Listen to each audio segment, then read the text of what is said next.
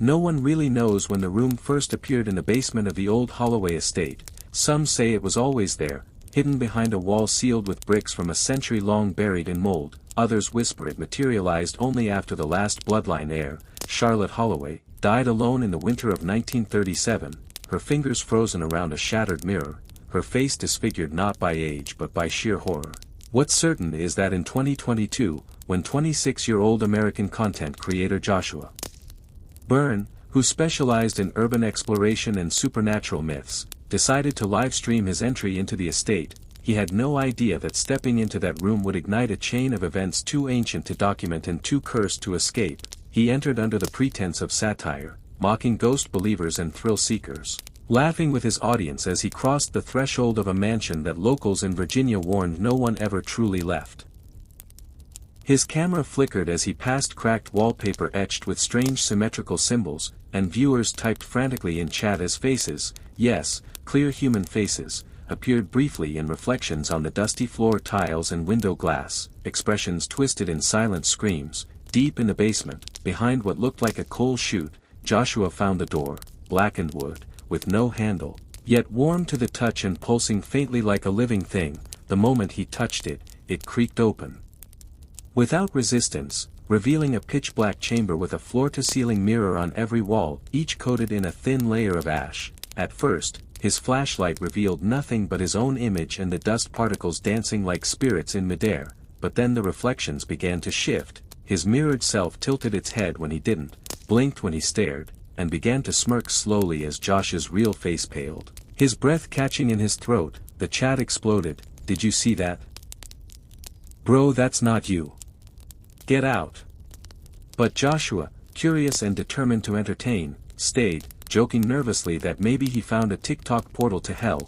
When he looked back into the mirror, his reflection was gone, vanished, and in its place stood a little girl in a blood-soaked dress, her eyes black as coal, her mouth moving but no sound coming out, only the sound of mirrors humming, yes, humming, as if they were vibrating with power or pain. Suddenly, all the reflections in the room began to change, not just one or two, but all.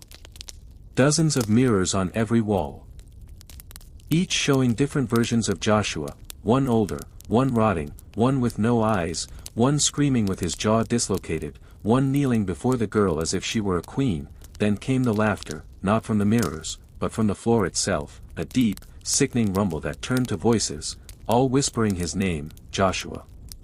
"Joshua, stay with us," and as he tried to back out of the room, the door had vanished, and the signal began to glitch violently, screens of static intercut with brief flashes of real-time terror, Joshua clawing at the glass, his nose bleeding, eyes darting, saying things that didn't match the audio, until everything cut out and the stream ended with a bang like thunder and the sound of shattering glass. The live stream remained up for exactly 7 minutes before it auto-deleted itself, not by Josh, not by YouTube, but by something unknown, yet thousands had seen it, and those who commented later reported strange side effects, blackouts at 3:37 a.m. Their mirrors fogging up even in cold rooms, shadows that mimicked instead of followed, and some even claimed their reflections smiled when they weren't smiling. No one ever found Joshua.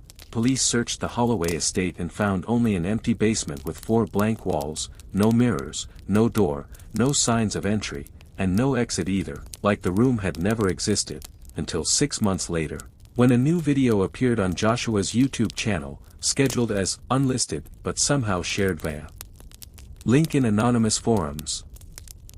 It showed the basement, again, only now the room was filled with hundreds of reflections of people who weren't there, a woman crying, a man hanging, a child grinning with blood-soaked teeth, and in the center, Joshua, perfectly still, eyes black, holding the camera, whispering to the audience in a voice not entirely his own, "We're still watching," from the other side, and since then, no one who watched that video slept through the night again.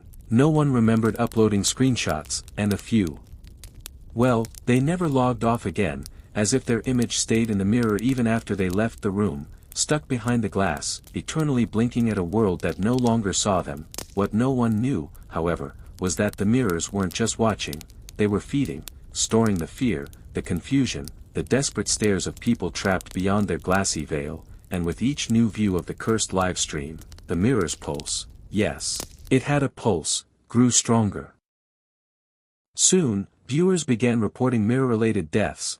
One man found dismembered with every shard of his bathroom mirror embedded in his skin like a shattered reflection fighting to escape. Another was recorded sleepwalking into traffic with both eyes gouged out as if he'd traded them for the ability to see more clearly. Conspiracy forums exploded with theories. Some blamed AI, others the occult, but one post stood out. The reflection room isn't a place, it's a contagion. If you've seen it, part of you is already inside.